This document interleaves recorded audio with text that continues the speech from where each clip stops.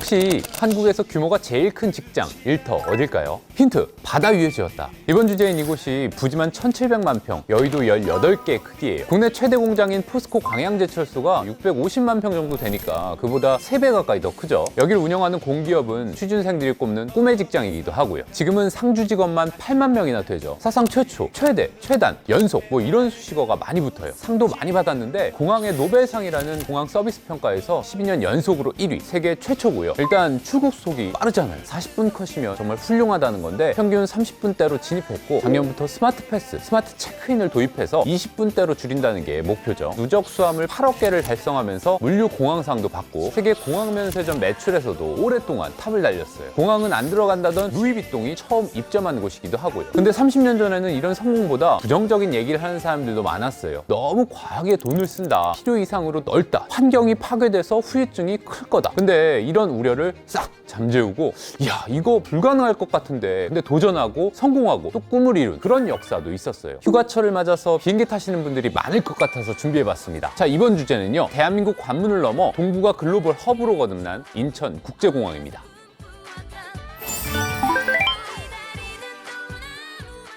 대한민국을 전 세계에 알린 3대 스포츠 이벤트가 있었죠. 1988년, 2002년, 2018년.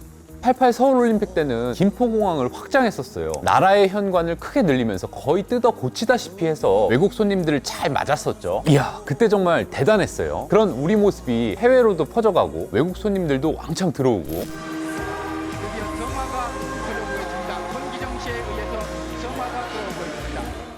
월드컵을 앞두고는 아예 현관을 새로 크게 짓고 있었어요. 그때가 1996년이었는데 그 월드컵이 한일 공동 유치로 결정이 됐을 때 일본에서 이런 얘기가 나왔대요. 한국은 공항이 작아서 월드컵을 제대로 못 치를 거다. 분명히 문제가 생길 거다. 그때 이미 일본은 인공섬을 만들고 최신식의 간사이 공항을 연 상태였어요. 근데 야 저거 안 돼. 그때까지 안 돼. 재정이나 기술이나 개막 때까지 못 열어. 뭐 이런 시각들도 있었어요. 우여곡절이 정말 많았는데 이런 얘기들을 하기 위해서 좀 더 과거로 거슬러 올라가 보겠습니다. 우리나라 최초의 공항 여의도에 있었죠. 1916년 일제가 만들었는데 지금도 공원에 비행기 동체가 전시돼 있고 김포공항도 일제가 만들었어요. 1958년 국제공항으로 지정되면서 오랫동안 한국 현대사와 함께했죠. 근데 7, 80년대 들어서 국내의 항공 수요가 크게 늘었어요. 86년에 아시안 게임이 있었는데 그때 국제선 실적이 세계 10위였어요. 2년 뒤에는 올림픽을 치르면서 국제선 승객이 1년 만에 100만 명 늘었어요. 89년에 해외여행 자유화도 됐죠. 해외여행을 갈 때 국가의 허락을 받지 않아도 되는 거야. 김포공항은 넘치기 직전인 거죠. 여기는 김포공항인데요. 너무 혼잡스러운 게 마치 장터 같은 기분이 들어요. 사람이 너무 많고요. 혼잡하고 정신이 없어요. 좀 고쳐야 될 것 같아요. 소음 때문에 민원도 쇄도하고 이제는 안 되겠다. 비행기가 저쪽에서 오거든요. 직선적으로 이렇게. 그러면 이제 문짝이 흔들리고 구들장도 막 들슨들슨하고. 그리고 90년대 들어서 세계가 확 변했어요. 냉전이 끝나고 장벽이 무너지고 시장도 개방됐죠. 우루과이 라운드가 타결되고 WTO 같은 국제기구들도 만들어지고 세계 각국이 공항에 큰 관심을 가졌어요. 동북아 쪽도 뜨거웠는데 아까 일본이랑 홍콩에도 먼저 공항이 생겼죠. 우리도 89년에 추진위를 만들어서 후보지 조사에 들어가요. 후보 22곳 가운데 마지막까지 남은 건 영종도랑 시와 1, 2주구였어요. 근데 시와는 수심이 깊고 소음 피해나 가까이 군공항도 있고 결국에는 영종도로 결정이 되죠. 근데 계획이 발표되자마자 난리가 났어요. 환경단체, 시민단체, 언론이 들고 일어난 거죠. 일단 허도 너무 크다. 1,700만 평이면 세계 최대 공항보다 2배, 아시아 최대였던 일본 간사이 공항보다도 5배 크다는 거죠. 또 환경 문제, 생태계 파괴, 안전 문제도 거론됐어요. 바다 안개나 무슨 해일 얘기도 나오고 철새 서식지라서 버드 스트라이크의 위험이 크다. 이 공항으로 기능할 수 있나? 또 기능하더라도 참 천덕꾸러기 공항이 되지 않나 이런 생각이 듭니다. 근데 조사해보니까 일단 희귀종 서식지 같은 건 없었고 철새도 갯벌이 없어지니까 다 다른 데로 날아갔다고 하죠. 아무튼 이런 반대 속에 1992년 11월 기공식을 열어요. 지금 30대 초반이신 분이라면 환갑이 지나서야 신공항 완전 준공식을 보시게 될 그야말로 우리나라 사상 최대의 토목공사입니다. 사전 준비도 부족한 상황에서 땅만 빌려서 흙 깔고 용지 보상도 아직이고 공사 전용 도로 같은 것도 없고 장비도 월미도에서 배 타고 들어와야 하는데 길도 좁아서 덤프트럭이 막 논에 빠지고 당연히 진행이 잘 안 됐겠죠. 본격적으로 삽을 뜬 건 기공식 1년이 다 된 시점이었어요. 영종도랑 용유도 사이 바다에 방조제를 쭉 쌓는 거였죠. 일단 관건은 골조 확보였는데 다행인 건 바로 옆에 있었던 작은 두 섬, 그게 바위섬이었어요. 어차피 활주로 주변에 50m 이상 장애물들은 있으면 안 됐는데 산을 아예 깎기로 한 거죠. 거기서 좋은 돌들이 엄청나게 나온 거예요.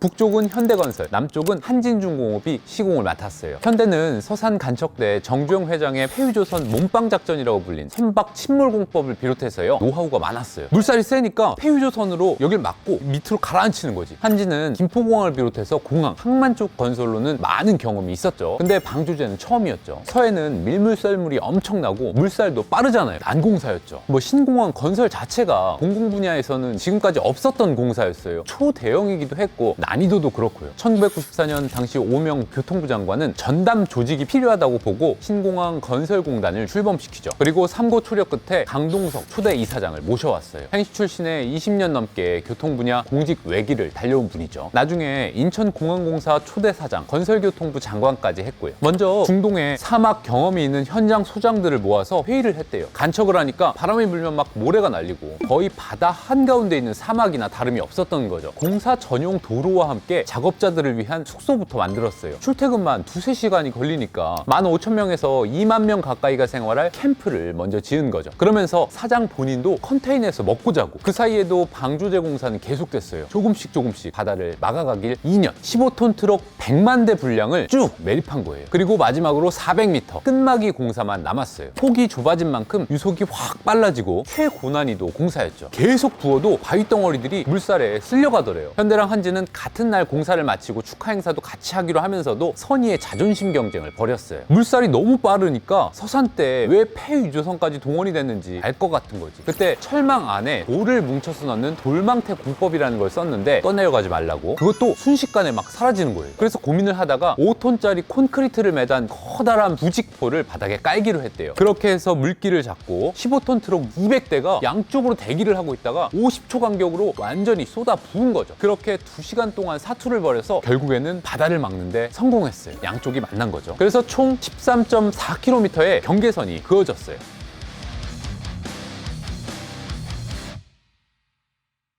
그리고 갯벌을 메우는 작업이 이어졌어요. 펌프로 10km 떨어진 바다 및 모래를 끌어올려서 파이프로 옮기고 평균 5m 두께로 2년 동안 모래를 쏟아 부었어요. 다음에는 연약한 지반을 단단하게 다지는 작업이 필요했는데요. 인공섬으로 세운 일본 간사이 공항은 18m 깊이의 바다를 메워서 세웠는데 지금도 매년 1cm씩 가라앉고 있다고 해요. 지반 작업에 실패한 거죠. 우린 모래기둥을 심어서 물기를 빼고 땅을 단단하게 다졌는데 20년간 치마량이 2.5cm 이하인 단단한 지반이 조성됐어요. 1990년대는 끔찍한 사고들이 연달아 터진 시기였어요. 1992년에 신행주대교가 무너졌고 1994년에는 성수대교가 무너졌죠. 다음해에는 삼풍백화점 붕괴 사고가 있었고요. 강동석 사장은 최대의 국책사업을 부실공사 없이 완벽하게 해내야 한다는 중압감이 엄청났다고 해요. 그래서 아이디어를 냈죠. 30-40여 개 건설사 깃발들을 쭉 걸어놓고 안전사고나 품질에 문제가 생기면 깃발을 한 달간 한 칸 내려달았어요. 신문에도 나오고 명예와 자존심이 확 상하니까 긴장도가 높아졌겠죠. 더 열심히 하려고 하고, 공항 신도시를 건설할 때는 건설과 감독을 담당한 사람들의 이름을 새겨 넣었어요. 토목 구조물에, 준공비에, 교량에도, 지하차도에도 모두 13곳의 이름을 남긴 직원도 있었죠. 그리고 직원들의 자부심이 공항 건설을 성공적으로 이끌 지름길이라고 생각했대요. 그래서 가족들을 현장에 초청해서 이게 국가의 미래를 위해서 얼마나 중요한 사업인지 소개도 하고 감동을 받게 하고, 세계 최고의 공항을 만들어서 자손 만대로 활용하게 하고 수송 보국에 기여하겠다. 수송으로 나라에 보답하겠다는 거죠. 직원들에게도 우리 함께 불타자 이러면서 독려를 하고, 1997년에는 IMF 외환위기가 터지면서 또 위기가 찾아왔어요. 부도난 회사가 속출하고 실업자가 늘고. 근데 인천공항 건설에는 IMF가 오히려 좋은 기회가 됐죠. 전국적으로 다른 건설 현장이 싹 멈춰서면서 베테랑 기술자들이나 최신 장비들이 다 인천으로 집결한 거예요. 건설 경기가 좋았으면 전문가들이 그 힘든 땅끝 바다 한복판으로 오려고 하질 않았겠죠. 그렇게 활주로 공사와 여객터미널 공사가 이어졌어요. 그러던 1999년 3월 충격적인 보도가 나왔어요. 활주로 아래 지하차도에 심각한 누수 현상이 있다는 거였어요. 나중에 이런 누수 현상이 일시적인 거고 구조물이 안전하다는 게 검증이 됐지만요. 당시 온 국민들의 관심사였던 국책 사업에 대해서 국민들에게 불신을 준 책임을 지고 담당자가 물러났어요. 인천국제공항은 창립 20주년 때 이 일을 계기로 더 꼼꼼히 공사를 마무리하는 계기가 됐다고 했죠. 그렇게 1992년 시작된 공항건설 1단계 사업은 1여객터미널과 활주로 2개를 완공하면서 막바지 단계에 접어듭니다. 인천공항의 심장부라고 할 수 있는 여객터미널은 진취적이고 역동적인 나라 한국의 이미지를 형상화했어요. 궁궐의 성문과 곡선미를 살려서 전통미를 더했죠. 자연 친화적으로도 유명한데 중앙 공간에 있는 진짜 같은 인조소나무가 있어요. 여기에 까치 2마리가 날아와서 둥지를 틀고 2년 넘게 실내 생활을 했다고 해요. 길조의 상징인데 그때 사람들이 이 새들도 착각할 정도로 자연 친화적이고 친환경적인 공항을 우리가 건설했다 농담을 하면서도 자랑스러워했다고 해요. 영종도의 옛 이름이 자연도였어요. 한자 뜻이 긴 마루와 보라색 제비, 긴 활주로를 나는 비행기 느낌이 나죠. 주변 지명도 매섬, 잔자리마을, 쇠파리도 있었어요. 그냥 파리가 아니라 쇠로 된 파리. 용유도는 용, 문서동은 구루문자를 쓰고 공항이 될 운명을 타고났다 이런 얘기들도 많았어요. 개항을 며칠 앞두고는 김포공항에서 인천공항으로 이사작전이 펼쳐지고 있었어요. 언론에선 단군 이래 최대 규모의 이사라고도 했죠. 5톤 트럭 7,000대 분량이었다고 해요. 대전 정부청사 이전 때보다 5배나 많았다고. 입주해 있던 34개 기관과 업체들, 항공사, 세관, 경비대, 면세점, 케이터링 업체들까지 특히 중장비들이 많았는데 100톤에 가까운 토잉 트랙터, 비행기 이렇게 끌고 가는 거 있잖아요. 후진시키고 그걸 옮기느라고 수십 개의 바퀴가 달린 엄청난 트레일러까지 동원되고 전국의 중장비 운송팀이 모두 김포공항에 집결했다고 할 만큼 큰 이사 행렬이 이어졌대요.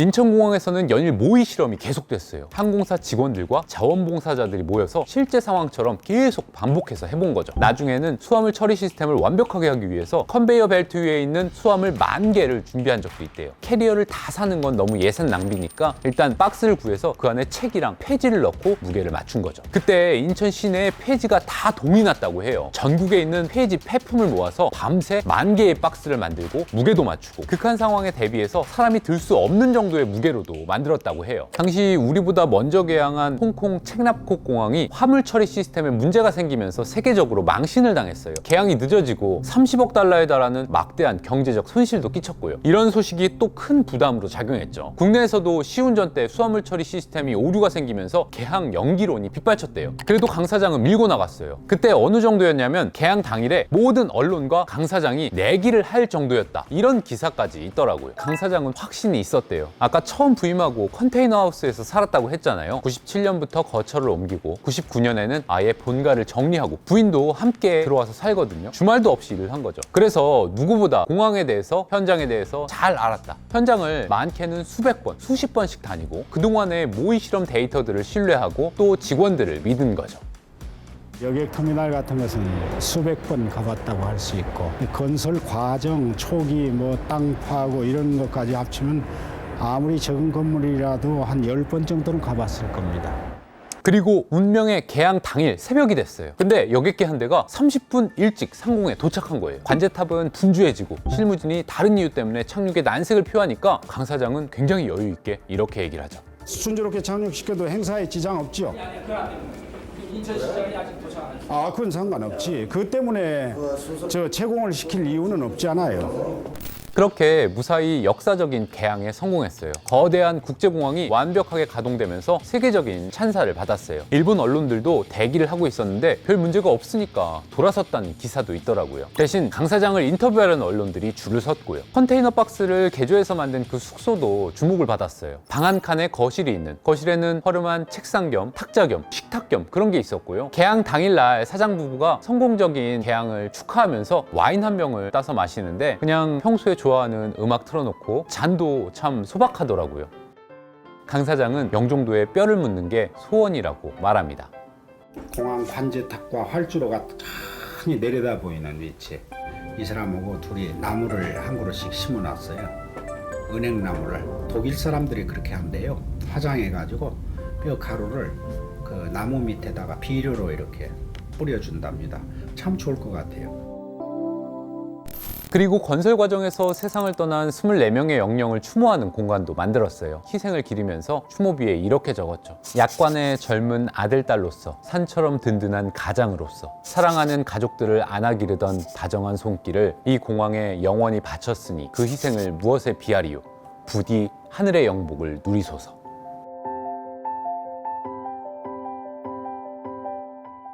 인천국제공항은 개항 이후 적자를 면치 못할 거란 예상을 뒤엎고 3년 만에 흑자 전환에 성공했어요. 코로나 이전까지 누적 영업이익이 12조 원을 돌파하기도 했죠. 팬데믹으로 타격을 입었지만 3년 만에 다시 흑자 전환에 성공하면서 빠른 회복력을 보여줬어요. 2단계와 3단계 건설 사업에 이어서 올 연말로 4단계 사업이 완료되면 활주로 4개와 2개의 터미널을 이용하는 여객 수용 1억 600만 명 시대를 열게 됩니다. 세계 최초로 5천만 명 이상 처리가 가능한 2개의 터미널을 가진 메가 허브 공항이자 여객 처리 용량 기준으론 세계 3위 공항이 되는 거죠. 항공기가 1년에 60만 번 뜨고 내린대요. 하루에 1,600대.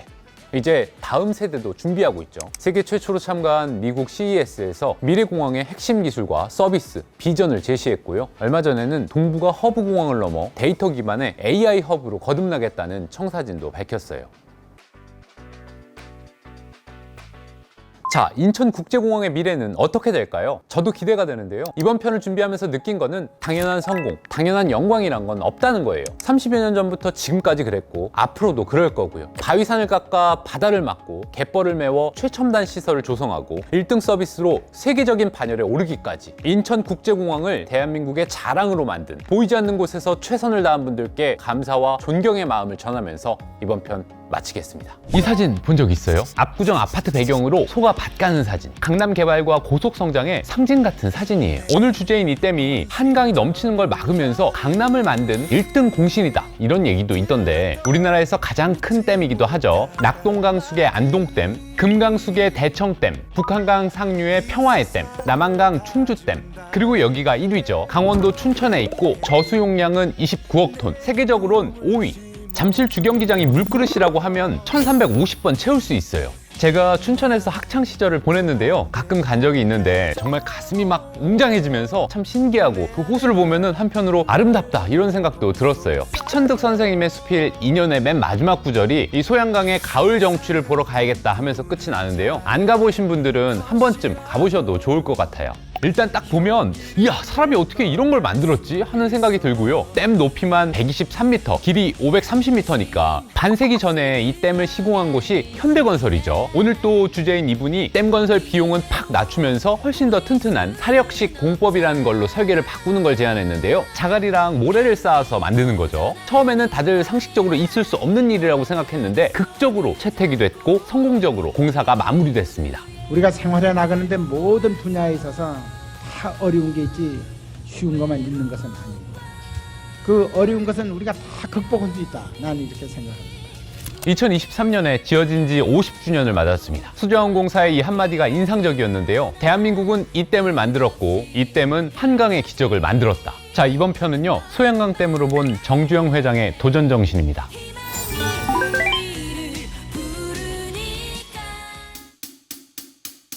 처음 소양강에 댐을 구상한 건 사실 전력 사정 때문이었는데요. 제한송전이라는 거 혹시 알아요? 당연히 모르겠지, 옛날 얘기니까. 1945년부터 1964년까지 20년 동안 몇 시부터 몇 시까지는 전기가 아예 끊기는 거예요. 그때는 뭐 집도 그랬고 공장 같은 것도 그래서 공장이 다 멈추고 발전 시설이 거의 다 북한에 있다 보니까 화력 발전소를 열심히 지었는데도 1964년까지 제한송전이 계속됐어요. 일제시대에 수력발전소들이 건설됐으나 대부분 북한에 치우쳐 있어 해방 당시 남한은 전체 발전 설비의 10% 조금 넘는 데 지나지 않았습니다. 지금으로서는 상상할 수 없는 일인 거죠. 혹시 가장 큰 피해를 줬던 태풍 뭔지 알아요? 많은 사람들이 1959년 태풍 사라를 가장 강력한 태풍으로 기억하고 있죠. 최저 해면 기압이라는 게 있어요. 역대 1위, 65년 동안 1위예요. 인명피해도 가장 많았습니다. 전쟁의 상처가 채 아물기도 전이고 어렵게 다시 일어나려고 하는데 그것도 최대 명절인 9월 추석 연휴 때였어요. 철도, 도로 뭐 다 끊기고 정전에 부산에는 쓰나미까지 오고 지금 생각해도 몸서리치는 태풍 사라의 내습은 이 땅 위에 형용할 수 없는 처참한 광경을 빚어냈습니다. 전국에 사망자 600여 명, 부상자 2,000여 명을 냈으며 물을 다스리는 시수 혁신 없이는 경제 부흥도 불가능하다. 또 물을 이용하는 이수도 근대화, 산업화에 중요했죠. 공업용수, 농업용수, 생활용수까지 물이 없으면 할 수 있는 게 없었어요. 발전 전용은 댐을 조금 낮게 쌓아도 되고 비용도 좀 적게 드는데 태풍, 홍수 이렇게 자연재해가 계속 심각하니까 대책이 필요했겠죠. 홍수 조절이나 수자원 관리를 위해서는 발전 전용으로는 안 된다. 결국에는 다목적 댐으로 확정이 됐습니다. 본격적으로 추진을 한 게 1962년이었어요. 근데 비용이 문제였죠. 가난한 나라에서 천문학적으로 돈이 드는 건데 될 수 있을까? 도박 같은 사업이었다는 얘기도 있었더라고요. 실패하면 엄청난 후폭풍이 예상되고, 근데 그때 대일청구금 일부를 소양강 댐 투입하기로 하면서 건설이 급물살을 탑니다. 1966년 수자원 개발 관련 법안을 통과시키고 이듬해 한국수자원개발공사도 출범했어요. 자, 이제 가장 큰 결정이 필요했죠. 무엇으로 어떻게 지을까? 당시 댐 건설 기술 당대 최고를 자랑하던 일본공영이라는 회사가 있었어요. 대일청구금이 들어가면서 그 회사에 설계랑 기술 용역을 주게 됐죠. 구보타 회장과 밑으로 사장, 부사장들이 동양 최대였던 북한 압록강의 수풍댐을 만든 사람들이었어요. 일본 전문가들이 현장에 와서 견적을 쫙 보곤 여긴 콘크리트 중력댐을 지어야 맞다고 한 거죠. 콘크리트 중력댐이 뭐냐면 미국의 후보댐이라고 유명한 댐 있죠. 근데 일본 기술자들이 보기에는 말도 안 되는 경력과 규모를 가진 건설사 대표 한 명이 반기를 들었어요. 현대건설의 정주영, 당시 사장이었습니다. 최저가 입찰로 발주를 따냈는데 자세히 살펴보니까 이건 완전히 아닌 거지. 우리 건설부나 어디나 댐 전문가가 없으니까 일본공영의 페이스대로 끌려갈 수밖에 없었어요. 당시에 우리나라에 제철소도 없었죠. 포항제철소가 1973년에 세워졌으니까 콘크리트 댐으로 만들려면 철근이 엄청나게 들어가는데 일본에서 다 수입을 해와야 하고 시멘트도 비쌌고요. 정주영 사장은 설계비, 기술 용역비는 물론 엄청난 양의 기자재 값까지 전부 자기 나라 일본으로 되돌아가게 하려는 속셈이 손에 잡힐 듯이 보였다고 했어요. 그리고 수입을 한다 쳐도 내륙 한가운데 있던 춘천, 그 중에서도 산골짜기까지 그 자재들을 옮기려면 앞이 캄캄한 거죠. 철로를 복선으로 더 깔고 경춘국도를 4차로로 넓혀야 되는데 그건 배보다 배꼽이 더 큰 불가능. 근데 또 일본공영이 설계를 해준 대로 공사를 했다가는 완공도 보기 전에 현대건설 자체가 휘청일 것 같은 거죠. 그땐 선진국들이 후진국한테 원조라는 미명으로 바가지를 씌우고 이자까지 벗겨먹는 뭐 그런 게 있었다고 해요. 정주영 사장은 무슨 방법이 없을까? 몇 날 며칠을 고민을 하고 또 고민을 했어요. 근데 의외의 장소에서 답이 나왔어요. 당시 태국 정부에서 초청장 하나를 받습니다. 그때 태국이 파손댐이라는 걸 짓고 있었는데 현대건설이 태국에 고속도로를 놔준 인연이 있었어요. 그게 우리나라 최초의 해외건설 사업, 유명한 사람도 등장했죠.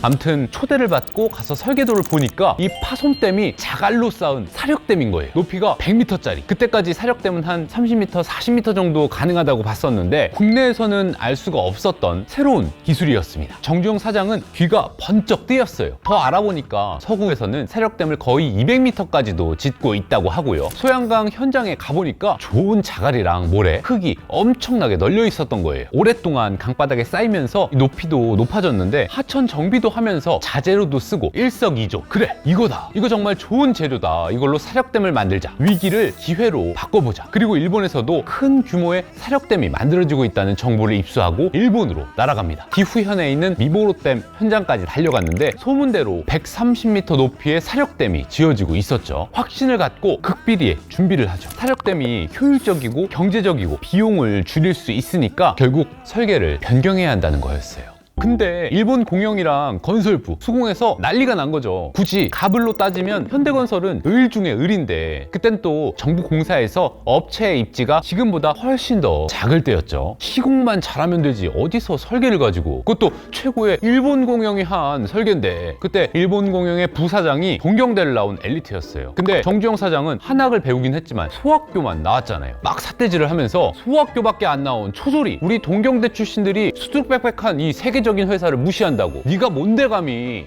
설계를 가지고 얘기를 하냐. 면박 정도가 아니라 자서전에는 내용보다 욕설이 더 많았다 이렇게 써 있더라고요. 서울대 공대 출신이 많았던 건설부 관료들도 정주영 사장을 나무랐대요. 정부에서 이미 다 하기로 하고 다 받아왔는데 당신이 뭔데 바꾸라는 거냐 이렇게 한 거죠. 현대건설에도 서울대 공대 출신 직원들이 있었는데 우리 건설부 관료들이 대선배니까 말도 잘 못하고, 근데 의외의 원군이 있었습니다. 정주영 사장이 그렇게 수모를 당하고 시끄러운 소리도 나오고 있었다고 하니까 그게 청와대 귀에도 들어간 거예요. 얘기를 쭉 전해들은 대통령이 오히려 건설부 장관한테 반문을 하면서 댐에 물이 가득 차 있는데 북한에서 포격을 하면 콘크리트 댐은 파괴가 될 텐데 어떻게 할 거냐, 이렇게 반문을 한 거죠. 사력댐으로 만들어야 발 뻗고 잘 수 있다. 사력댐이 자갈 산이랑 비슷해서 포탄이 떨어지더라도 그냥 푹 파이고 만다는 거예요. 그걸 알고 다시 철저하게 조사를 해보라고 한 거죠. 사실상 정주영 사장의 손을 들어준 거예요. 그리고 한두 달쯤 뒤에 일본공영 구보타 회장이 아까 그 사태질한 부사장이랑 함께 정주영 사장을 찾아왔어요. 8순이 넘은 구보타 회장이 젊은 정주영 사장한테 90도로 절을 하면서 사과를 했다고 해요. 우리 하시모토 군이 큰 결례를 했습니다. 원래 전공이 콘크리트 댐이라 사력댐을 잘 모르고 무례한 행동을 했습니다. 현장 조건을 다시 다 조사해봤는데 안반이 취약해서 콘크리트 댐보다는 오히려 사력댐이 낫다는 결론이 나왔습니다. 당신 판단이 옳았어요. 그렇게 1968년 8월 사력댐으로 설계가 바뀌고 공사가 다시 시작됐어요. 엄청난 일이었죠. 당시 수공 설계부장이 상식적으로 일어날 수 없는 일이 일어났다고 했어요. 이미 중장비며 자재들이며 다 발주했고 그것도 대일 청구권 자금이 들어갔는데 설계를 바꾼다는 게 말이 안 된다는 거였죠. 정주영 씨가 정말 대단했다. 그 바람에 몇 달간 밤을 새워서 설계를 다시 했다고 회상했습니다. 공사는 24시간 쉬지 않고 돌아갔어요. 현대건설 직원 60명이 교대로 밤근무를 했고요. 그 당시에는 일요일, 토요일도 없었습니다. 24시간 계속 주야로 온 그 현장을 조명을 밝혀가면서 축조를 했는데, 여름 휴가도 가까운 곳에 청평사 계곡이라고 있는데 거기에 간이 야영장 같은 걸 차려놓고 교대로 가족들을 불러다가 낮에는 현장에서 근무를 하고 밤에는 가족들과 휴가를 보내고 그런 식으로 했어요. 뭐 지금 생각해보면 말이 안 되는 거지. 근데 그때는 뭐 경치도 좋겠다, 회사에서 부식도 나오겠다, 힘들었지만 보람이 있었다고 하고요. 국가의 미래를 건설한다는 사명감으로 일했다고 합니다. 이거보다 아주 그냥 뭐 10분의 1 정도 되는 댐은 몇 개 있어요. 근데 이것은 엄청 크고 동양에서 그때는 제일 크다 그랬어. 1972년 건설이 3분의 2 정도 됐을 때 담수를 시작했어요. 빠른 가동을 위해서였죠. 29억 톤을 채우려면 3년이 넘게 걸리니까 완공 전부터 물을 받기 시작한 거예요. 어느 정도 차고 나선 넘칠까봐 비만 오면 직원들이 잠도 못 자고. 그래도 시간이 많이 줄었죠. 그렇게 6년 반 동안의 공사가 모두 끝나고 1973년 10월 당시 동양 최대, 세계 4위 규모의 사력댐 소양강댐이 만들어졌죠. 연인원 500만 명이 투입됐고 국민 한 명당 7가마니의 모래와 자갈이 들어갔다고 해요. 당시 인구가 3,500만이니까 곱하기 7은 총 사업비는 321억 원, 당시 정부 예산의 6분의 1이 들었어요. 일부는 대일 청구권 자금으로 해결했고요. 현대건설은 엄청난 적자 위기에서 흑자로 결과를 180도 바꾸면서 큰 기반을 다졌습니다. 댐의 진가는 1984년과 1990년 대홍수 때 빛을 발했어요. 홍수 조절 용량이 5억 톤인데 상류에 물을 가둬두니까 한강 인도교 수위가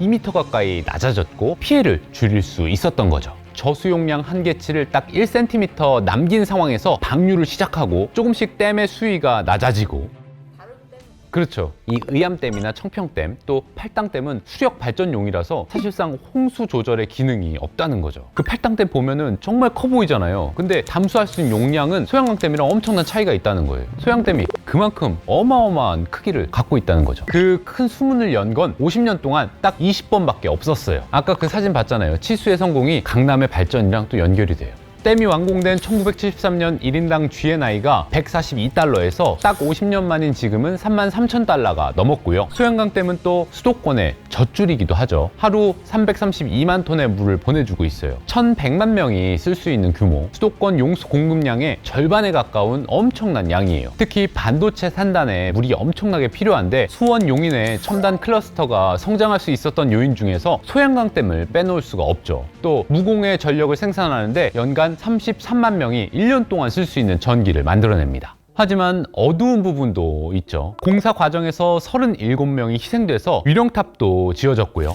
그때 뭐냐면 안전사고들이 많이 났어요. 이 댐을 완공할 때까지 한 40명이라는 그 희생자가 하는 이런 것들이 가장 안타까운 일이었죠. 또 인근에 살던 18,000여 명의 주민들이 수몰로 인해서 강제로 고향을 떠나보내야 했어요. 말 그대로 실향민이 된 거죠. 다른 사람들은 고향에 이렇게 오면은 전부 친구들이 있잖아요. 집이 있고 우리들은 그런 것이 없어요. 다 뿔뿔이 흩어지고 모이질 못하고. 부근에 2중, 3중으로 처진 개발 규제 같은 부작용도 컸습니다. 춘천과 양구, 인제 주민들의 희생이 컸던 거죠. 소양강댐 건설로 인한 피해가 10조 원으로 추산된다는 분석도 있고요. 얼마 전에 환경부에서 댐 계획을 밝혔어요. 소양강댐이 논의되던 60년 전과 지금은 상황이 많이 다르죠. 세계적인 추세도 그렇고요. 환경적인 문제도 크고요. 무엇보다도 주민들의 동의를 받는 게 중요할 것 같은데 난항이 예상되고 있죠. 큰 그림도 필요하고 지역사회 발전을 위한 합당한 방안도 나와야 되겠고요. 아무튼 마무리하자면 반세기 전 길이 없으면 길을 찾고 찾아도 없으면 길을 닦아나가면 된다는 그 도전 정신이 동양 최대의 사력식 다목적 댐을 우뚝 서게 했고 지난 50년간 지금도 변함없이 그 댐이 주는 풍요로움을 많은 사람들이 누리고 있다는 거예요. 잘 머리만 쓰고 공법만 잘 개발해서 하게 되면은 먼 훗날 우리 후손들에게 그야말로 큰 재산을 후손에게 준다 이렇게 생각하고 모든 것이 그렇지만요. 나중에 지나고 나서 보면 그거 뭐 다 때가 됐으니까 시기가 되니까 한 거지. 누군가 해도 했어. 그렇게 생각하는 경우도 많잖아요. 하지만 실제로 그 일을 하는 사람들의 입장에서는 그게 아니라 하루하루가 또 한순간 한순간이 엄청난 싸움일 때가 많다는 거예요. 고 정주영 현대그룹 창업주의 자서전을 다시 읽으면서 느낀 점이 많은데요. 그 속에 담긴 짧은 글로 이번 편 마무리하겠습니다. 누구에게나 몇 차례의 호된 시련은 있게 마련이다. 그래도 좌절해선 안 된다.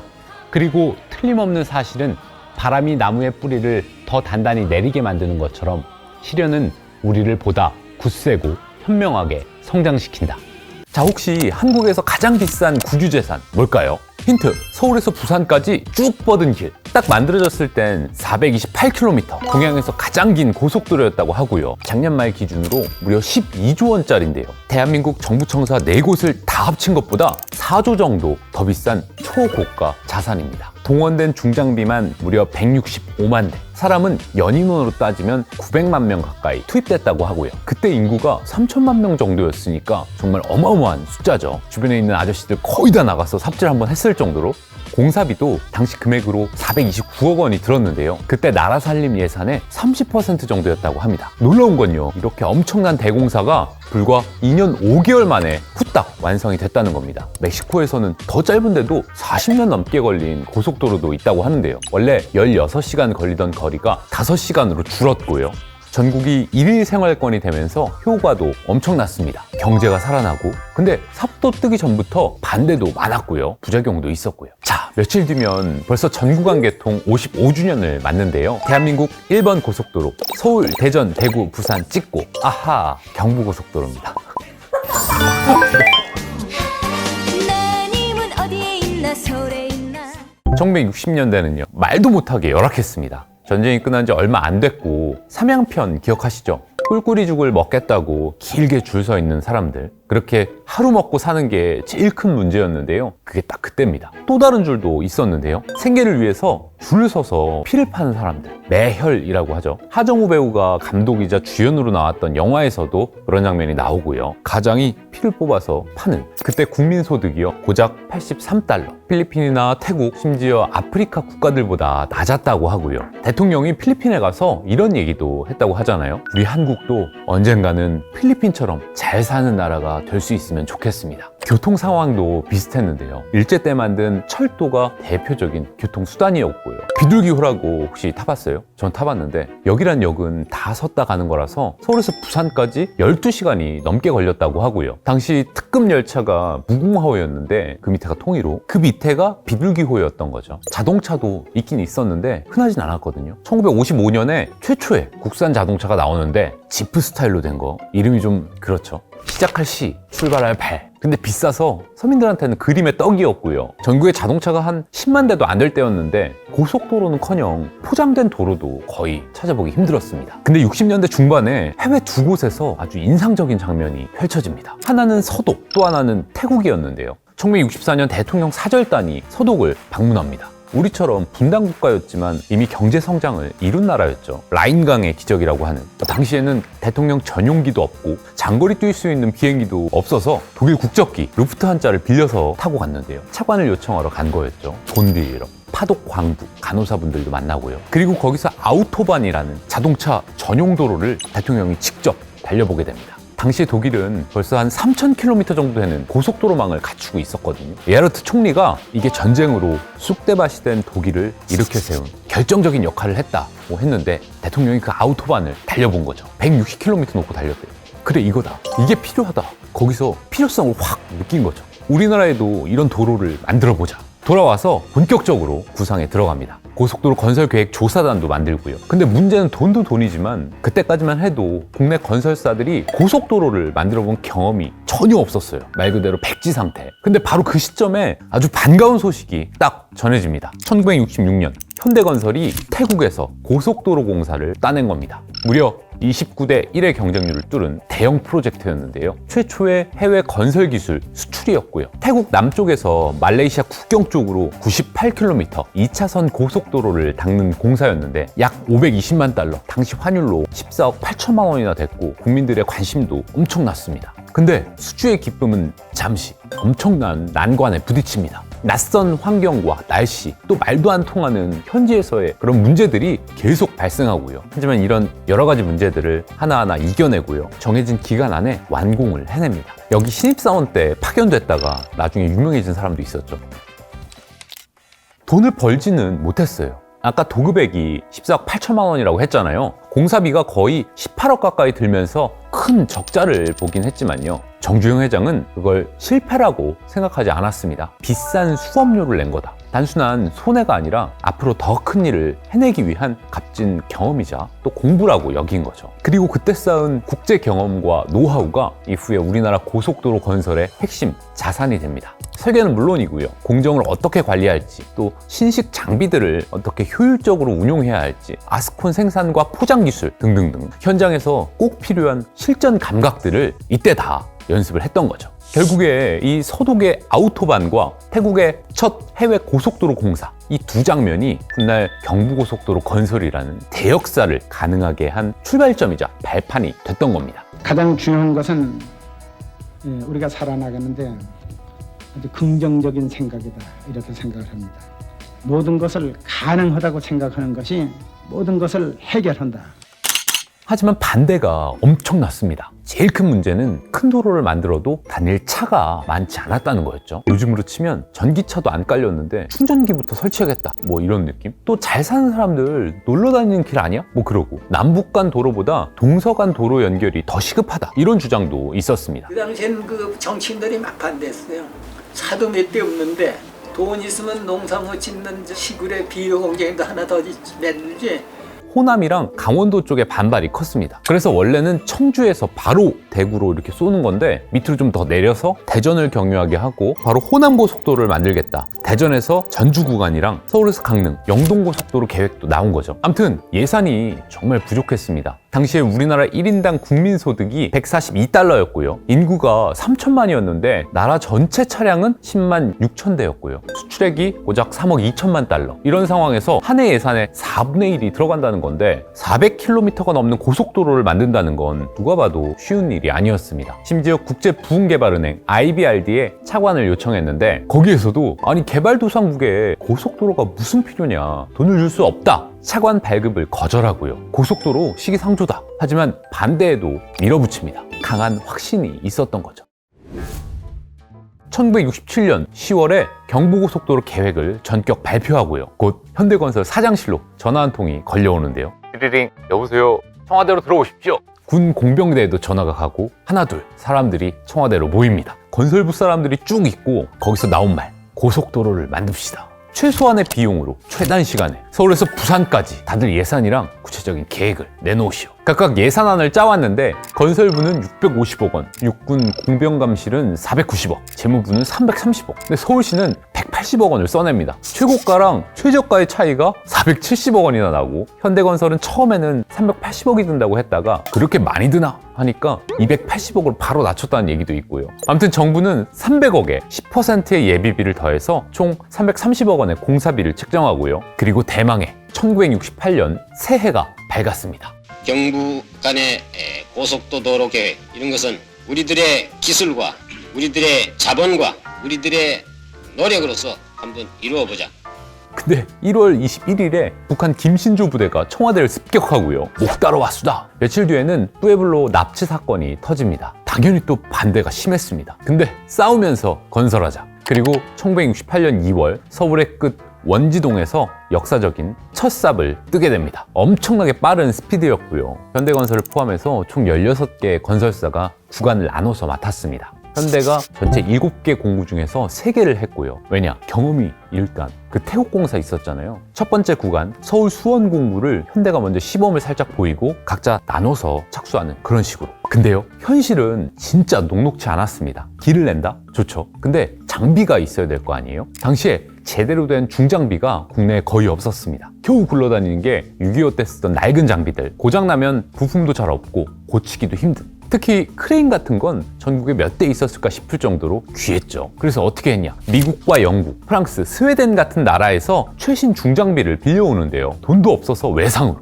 이 공사 끝나면 반드시 갚겠습니다. 약속을 하고요. 그렇게 우여곡절 끝에 구한 장비들이 하나둘 한국 땅에 도착하는데요. 사람도 부족했습니다. 그냥 사람 말고 전문적인 인력. 그래서 군 공병 장교들을 대거 투입하는데요. 공대 출신, 공고, 토목과 출신들, 실전에 강한 사람들을 우선 불러 모으고요. 또 공병대 부대도 공사 현장에 투입합니다. 그렇게 공사판다운 현장의 모습이 서서히 갖춰집니다. 군사작전 하듯이 했고 하루에 18시간, 19시간씩 일을 했다고 하고요. 일요일 휴일도 없이 출퇴근 시간도 없이 거기서 그냥 먹고 자고 하니까 밤낮으로 일하면서 공사 기간을 조금씩 줄입니다. 우리나라에서는 처음으로 건설되는 이 고속도로는 서울과 부산 사이를 가장 가까운 거리로 단축시켜 일일 생활권을 만들게 될 것인데, 고속도로라는 게 길이라는 게 그렇잖아요. 산이 나오면 터널을 뚫고 강을 만나면 다리를 놓고 그렇게 최대한 직선으로 빠르게 조금씩 닦아나갔는데요. 근데 진짜 험한 구간이 기다리고 있었습니다.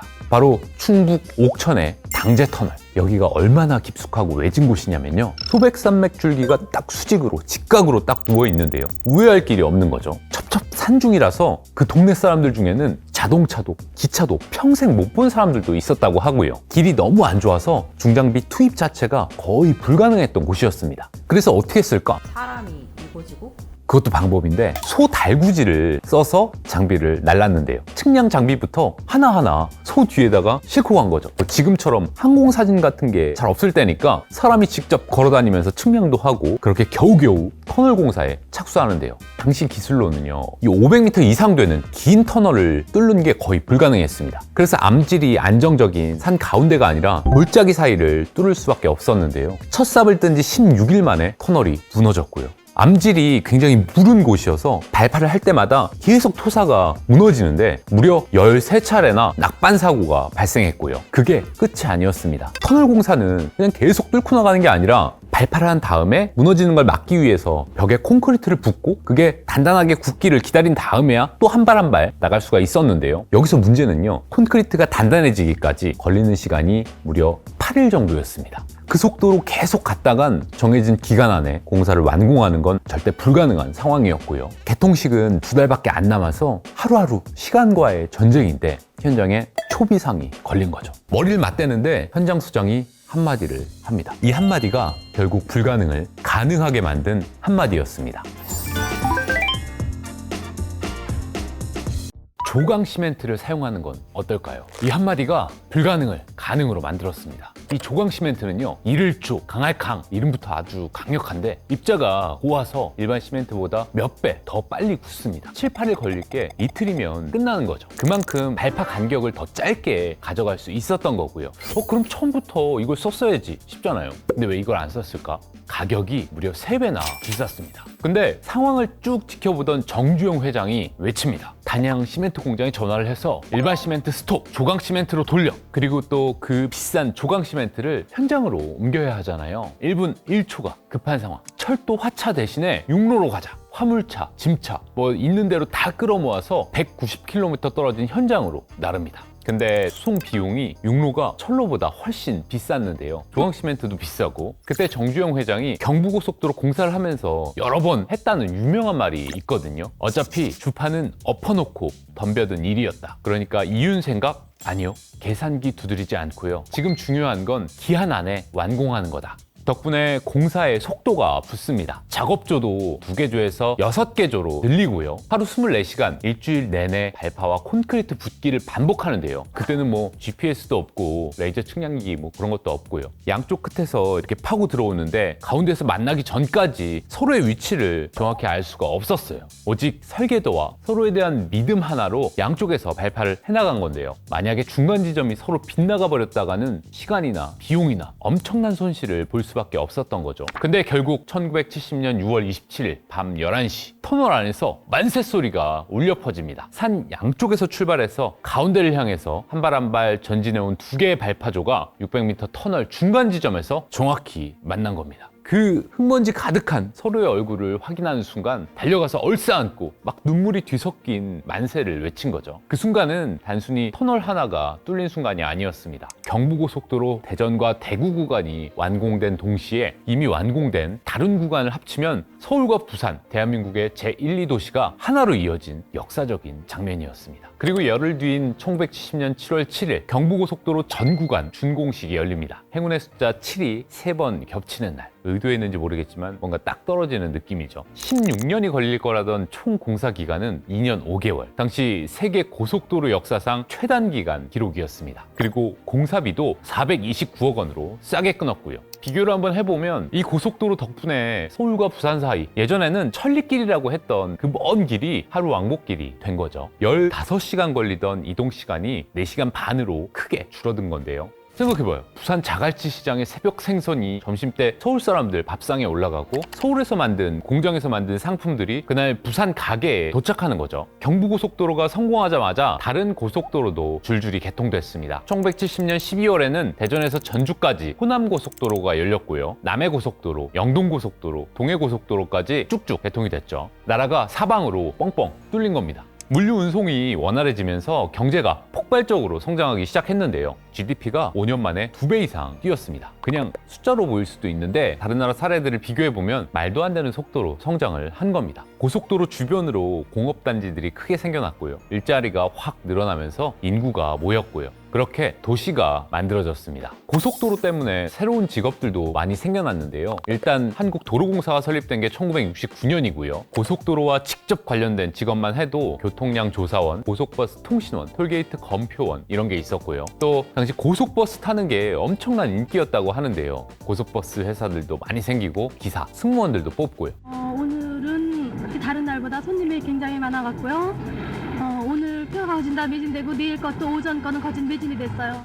그 중에서도 그레이하운드라는 2층 버스가 있었습니다. 개가 그려진, 그래서 개버스라고도 했는데요. 우리나라에서 생산한 버스는 아니고요. 그때는 포니도 못 만들던 시절이니까 미국에서 들여온 연안이 다 된 2층 버스를 고쳐서 굴린 건데요. 안에 화장실도 있고 제복을 멋지게 입은 승무원분들도 있었습니다. 방송도 이렇게 하고 요즘에 항공사 승무원들처럼 경쟁률도 치열하고 인기도 많았다고 하고요. 승객 여러분의 여행으로 해서 잠시 안내 말씀드리겠습니다. 담배를 피우실 때는 좌석에 부착된 잣대를 이용해 주시고 아까 포니 얘기를 잠깐 했는데 자연스럽게 자동차 판매량도 확 늘었습니다. 1975년에 현대에서 나온 최초의 고유 모델 포니가 엄청나게 팔렸는데요. 차량 10만 대에서 100만 대까지 15년이 걸렸고 100만 대에서 또 1000만 대로 늘어난 건 12년이 걸렸으니까 정말 빠르게 늘어난 거죠. 여가 문화도 많이 바뀌게 되고요. 바캉스 문화라는 게 시작된 거죠. 서울 사람들이 해운대로 자동차를 타고 피서를 가고 귀경길 차 밀리는 것도 그때 이제 엄청난 풍경이었죠. 네, 이곳 서울에서 안면도를 향해 출발하고 있는 피서버스입니다. 제가 한번 타보겠습니다. 승객들이 다 앉지 못하고 이렇게 서 있습니다.